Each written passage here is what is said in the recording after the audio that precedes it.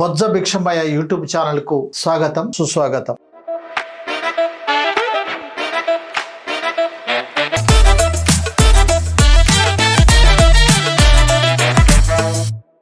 మిత్రులారా, తెలంగాణ ముద్దుబిడ్డ, తెలంగాణ ఉద్యమంలో కీలక భూమిక పోషించిన కళాకారుడు, ఉద్యమకారుడు, ప్రజా కవి, ప్రకృతి కవి, సహజ కవి అందశ్రీ మనందరినీ వదిలి మనమందరం అందుకోలేనంత దూరానికి వెళ్ళిపోయాడు. ఆ మహానుభావునికి ముందుగా జోహార్లు అర్పిస్తూ వారిని ఈ తెలంగాణ సమాజం, కవులు, కళాకారులు ఎల్లకాలం గుర్తుంచుకుంటారని తెలియజేస్తున్నారు. మిత్రులారా, ఎందుకంటే ఆయన కేవలం కవి మాత్రమే కాదు, స్వయంగా కష్టజీవి కూడా. తన కష్టాలను, కన్నీళ్లను, కడగండ్లను తనతో పాటు సమాజంలో ఆసువుగా తన కవిత్వంలో, పాటల్లో, మాటల్లో చెప్పగలిగాడు. ఆ విధంగా కళామ తల్లి ముద్దుబిడ్డగా ఆయన ఎదిగాడు. ఆ మహానుభావుడు మనకు లేకపోవడం ఎంతో నష్టం, తీవ్రమైనటువంటి లోపం. ఆయనది ప్రస్తుత సిద్దిపేట జిల్లా మద్దూరు మండలం రేగుర్తి గ్రామం. ఆయన తల్లిదండ్రులు అందే బొడ్డయ్య ఎల్లమ్మ గార్ల మూడవ సంతానంలో మొదటి సంతానం మన అందే ఎల్లయ్య.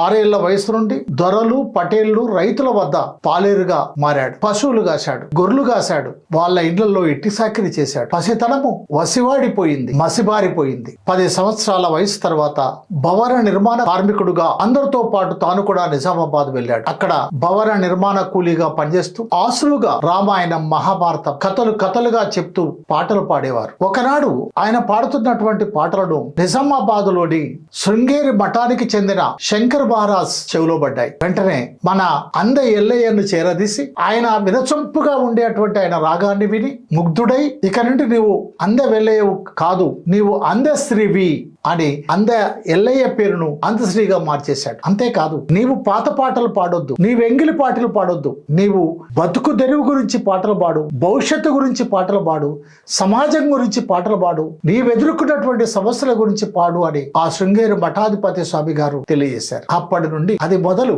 మన అందశ్రీ పాటలకు అందలాన్ని ఎక్కాయి.